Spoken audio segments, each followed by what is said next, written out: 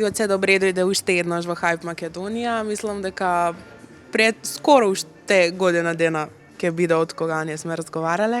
Кажи ми како си? Добар сум, ви благодарам и вам многу на изразената желба за да направиме вакво интервју, особено пред такви мои битни настани. Водата мирува и оцена мирува. Јас како што гледам ти нон-стоп си во некакво трчање, во настапи, правиш песни, организираш нов концерт, за тоа ќе поразговараме малце подоцна во текот на интервјуто. Кажи ми, гледам дека си букиран со настапи нон-стоп. Што работиш во моментот? Ми спомна претходно дека имаш нови песни. Работиш на нови песни, докаде се, како се, да ми раскажеш? Пред се сум добар. Тоа е најважно. Среќен сум што го работам тоа што го сакам да го работам. Уморен сум, признавам, ама тој умор го компензирам некако со таа среќа што ми ја возвраќа публиката на тие настапи. Особено периодот декември, мислев дека со јануар месец некако ќе има некое затишје, ама ова година некако јануар ми беше како декември, цел исполнет со настани, нон-стоп сум фокусиран на тоа, нови песни правам, работам на нови песни, 2 нови песни работам и во меѓувреме цело време сега почна и подготовките околу концертот и навистина сум раштркан на 100 страни. Колку песни собра до сега? Дали си спреман можеби за некој албум во најава? Не знам веќе колку, навистина не знам колку се. Мислам дека се околу 60, ако не се лажам.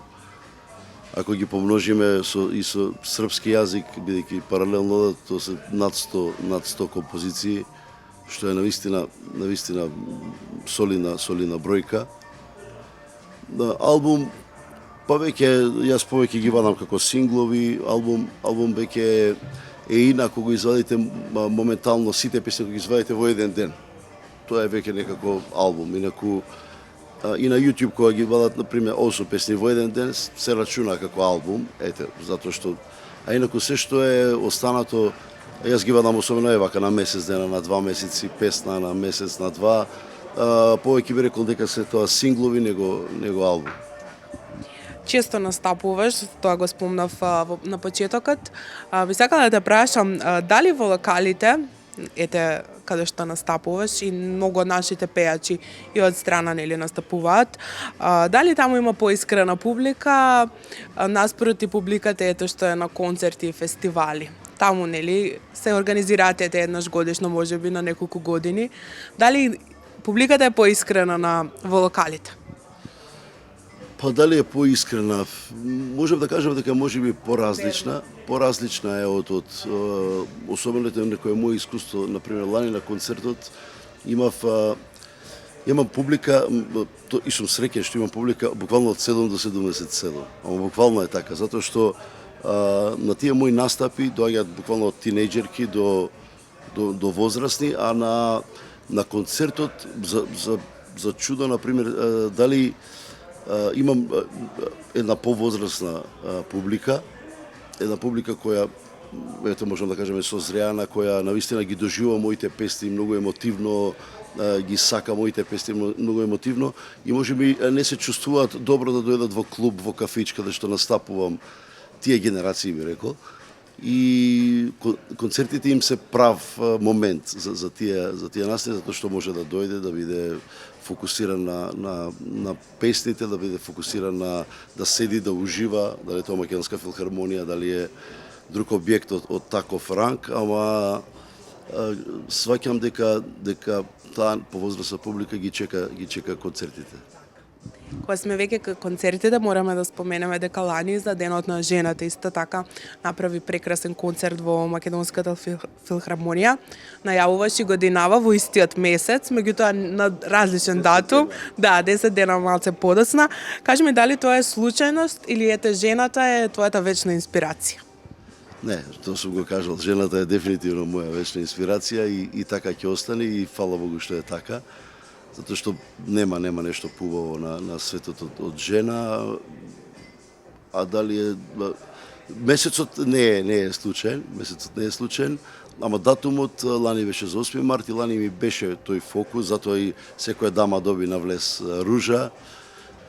Сега ја го чувствував прво дека би било некако повторување, бидејќи на 8 март освен ружа не знам што би поделил на врата. И би било некако повторување истиот концепт, а и од други причини што ете моите колеги лани на пример од Наум Петрески, од Дарко Филиповиќ, од колеги што имам дуети снимено во кариерата, работат токму на тој ден, сите некако настапуваат и овој многу мои пријатели кои ми помагаат, многу мои пријатели кои на пример конкретно за 8 март негде патуваат за тој викенд. Затоа сакав да биде на 18 среда како ден, убав ден, среда, среќен ден. Ден во средина на неделата кога сите луѓе се некако тука фокусирани на своите обврски на работа и да им прередам едно така уживање од 2-2,5 часа. Затоа го одбрав оваа година 18 март. Да ги поканиме сите наши гледачи да дојдат на 18 март, затоа што од искуство кажувам како беше лани, претпоставам дека годинава ќе биде уште подобро. Морам да те прашам, во твојот карактер како романтичар, значи така те доживува публиката по тоа што можев да прочитам, дали во приватниот живот си така? Дали сум романтичар? Сум, зависи колку имам време за тоа. Јас сум фанатик по, како да кажеме, по карактер и сакам пред се многу најважно од се ми е работата. Моите обврски, работата сум фокусиран на тоа и многу малку време, за жал многу малку време оставам на уживање, па и романтиката спаја во тоа уживање на како да кажеме, да пијам едно кафенце и да уживам на сонце и да не мислам на ништо. Кај мене мозокот е 24/7 цело време и кога ќе појдам да се релаксирам и тогаш мислам што како следно песната, концертот, спотот, што како ќе од тој аспект на пример не знам да си допуштам такви моменти, а дека сум романтичен сум навистина. Морам да те прашам, дали жените ти се слабост или сила? Според тебе, од твојата мисла, дали се жените општо слабост или сила, за посилниот пол? Слабост. И тоа. И тоа е најдобро да се каже, затоа што сила е токму тој момент, цело тоа што го работам, сила, инспирација, таа сила ја дават жените, а слабост е некојаш кога не можеш да одолееш на некоја жена, па ќе паднеш на незината харизма, на незиниот шарм, на незината убавина. Тоа би рекол слабост.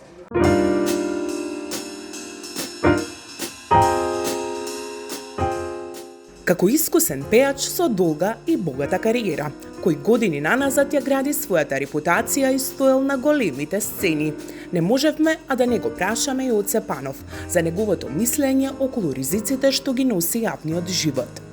Повод за ова прашање добивме од немилиот настан кога неодамна во дворот на куќата на Здравко Чолич беше фрлена бомба. Вакви случаи има мал милион, во кои јавните личности се изложени на различни опасности, од нарушување на приватноста до безбедносни закани. Во време кога границата меѓу јавниот и приватниот живот се почесто се брише, добро е да се слушне ставот на еден уметник, кој долг период е дел од естрадната сцена и добро ги познава и светлите, но и темните страни на популарноста. Навистина сум шокиран од моментот, слушнав, видов за тој настан. Се дури не ја знам причината, не можам да коментирам, но каква и да е причината, мислам, многу се такви работи и особено па за човек како Здравко Чолич, навистина, да било за некој што, ајде да кажеме, некој по-друг начин на живот што живее, па некако да мислиш на комбинација, ама за Здравко Чолич, човек со најмалку, буквално со најмалку фама околу него, Не знам што се случува. Се надевам, бидејќи често сум нон-стоп во Белград, се движам во тие кругови и се надевам дека ќе ја дознам вистинската причина и тогаш ќе можам можеби но сепак го осудувам секакво еден вид насилство. Се почести се случаите како да бидат естрани личности нападнати од страна на вакви, да ги наречеме, хулигани. Меѓутоа, дали сметаш дека со овие постапки естрадните личности се понебезбедни? Се повеќе и повеќе како изминува времето, луѓето од естрадата се небезбедни. Па луѓето во глобала во светот се многу небезбедни. Дојде време кога веќе со тоа не се поштедени ни би реколете естрадните личности, пејачите. Зошто е тоа така? Вака и од секојаш било, но можеби не во вакви мерки, затоа што самиот начин, ние сме поврзани со ноќен живот, ние сме поврзани со алкохол, ние сме поврзани со нормално е тоа да бидеш поврзан со еден начин, шоу бизнисот е еден таков начин каде што се воигра многу би рекол не знам како да ги наречам, разни не се тоа кланови, ама разни кланови, музички кланови, не само кланови од друг тип, туку и музички се двојат многу кланови. Ова е наш, другиот не е наш, ова е со тој или работи со тој, што е типот и со менаџери, например. Тој е менаџер, па тој работи, не, па тој не е со тој, како да кажам, со тој ланец на дискотеки по светот или во тој некој аспект ги знам колку работите затоа што сум бил, сум шетал, сум пеел и знам од прилика како функционира, како и се во животот, како што се парти, како што е било се разлика, но мислам дека не е решение на тој начин да се пресметуваат на тој начин, дали физички или вака, не дај Боже, со вакви заплашувања или со вакви среќа. Пак ќе кажам што тоа било неуспешно, можело да дојде до големи неубави сцени. Дали популарноста носи и опасност? Носи опасност голема. Носи опасност, тоа е факт дека затоа што колку си повеќе популарен, толку повеќе си во па како да кажам, и за добрите работи, ама и за лошите работи си на мета буквално. Знаете, во едно пикадо јас велам, секој сака да ја погоди пееската центар, така? Никој не се стреми да така да штом сте во тој центар на внимание, во тоа секој ќе сака вас да ве погоди, да некој, ама не секој се добри намери. Дали сметаш дека пејачите треба да зборуваат повеќе за вакви теми? Да ја подигнат свеста и да застанат еден до друг? Па никогаш мислам дека не може да застанат еден до друг, затоа што секојаш ќе има токму тоа што го зборував, различни таа суета, колку и ние да се лажеме дека не е така, колку и да глумат, таа суета е многу присутна и мене ми е многу жал, особено, јас ќе кажам, особено кај нас македонците. Особено, не знам зошто, например, тука е толку повеќе изразена, не дека не е секаде, ама конкретно со нашите соседи во Србија или во Хрватска, на секој концерт на пејач има најмалку по 10 пејачи, звезди што се присутни. Дали тие се од маркетиншки аспект тамо одедени, дали навистина се почитуваат, се поддржуваат, тоа веќе не е важно, но представата кај јавноста е на друга, дека има дружба во естрадата, дека се сака, дека се почитуваат, дека си одат на сопствени концерти, дека се поддржуваат на некој начин. Овде тоа е не многу ретко, ја рекол, ја не сум ни приметил, мислам дека е жално што е така и треба да убаво праша, значи треба да повеќе да размислуваат на тоа, ако размислуваат на тој аспект дека никој не може твоето да ти го земе и никој, иако ние сме во една иста бранша, така никој не може да ти ја земе твојата публика, никој не може да ти ги земе твоите наслаби, твојата среќа. Ако така луѓето размислуваат, мислам дека ќе има поголема дружба. Јоце, морам да се надоврзам на ова. Кој од твоите колеги те поддржа на твојот концерт? Па од моите колеги, добро, Зуица еве не би ја ставила и наде, затоа што ми беа гости на концертот и нормално, со тоа и ме поддржаа. Од моите колеги, па во публика не знам дали видов некој. Ајде нека оправдување тоа дека беше 8 март, па нели, можеби сите настапувале, еве сега е среда, сега е 18 март. Се надевам дека добро дел од колегите, затоа што јас со ниеден колега немам никаква замерка во животот, никош лична замерка со ниеден колега од страдата не сум имал, напротив, секојаш сум бил со секого најнормален и мислам дека треба да го скршиме тој некој лед и да почнеме да се почитуваме повеќе сами меѓу себе. Дали би сакал на овој концерт да видиш, не мора во првите редови, меѓутоа во публиката некој од колегите? Јас би сакал сите да ги видам. Искрено би било многу драго за да ги видам сите колеги што може да дојдат, затоа што само така ќе се разработи тој, како да кажам, таа некоја, да стане и традиција или некоја да си одиме, да си доаѓаме на настани, на концерти, на промоции, да се поддржуваме, да си ја пееме сопствената музика. Многу ретко ние пејачите си ги пееме песните помеѓу нас, на настапи. Ние пејачите ќе се истепаме песна да научиме од пејач не е од Македонија, или да ја пееме и тоа да биде, ама кога станува збор за да пееме песни од наши пејачи, тогаш е голем проблем. Тогаш е навистина голем проблем. Не знам зашто е така. Особено голем проблем ако се тие актуелни, помеѓу актуелни пејачи. Тоа многу тешко се случува, затоа што пак е тој синдром да мислиме цело време дека некој ќе ни го земе нашето или некој нашето место ќе го освои, дека нели тоа е тоа. Ние ги пеат песните од постарите пејачи што се веќе пензионирани пејачи што се стари хитови останати, тоа се ама што се моментално, тоа е многу реткост и јас би бил среќен да се движиме во некој таков правец. Тоа би било за помладите сега кои настапуваат на сцена, да имаат некоја таков флуид помеѓу нив, да не чувствуваат љубомора, бидејќи пак ќе повторам уште еднаш, не може никој да го земе твоето. И за секого има публика. Не може никој да ја земе мојата публика или некој да ја земе публиката на другиот. Така да тоа е еден апел од мене, ако почне на тој начин да функционира естрадата, мислам дека многу работи ќе се покријат од тука и ќе се сменат, затоа што тогаш би функционирале сите како едно, би се бореле сите за нашите права, например. И тогаш би биле на некој начин како еден синдикат, да кажам, музички, каде што би биле сложни. А вака е најлесно, кога сте раздвоени е најлесно да ве делат и да ве сечат и било што.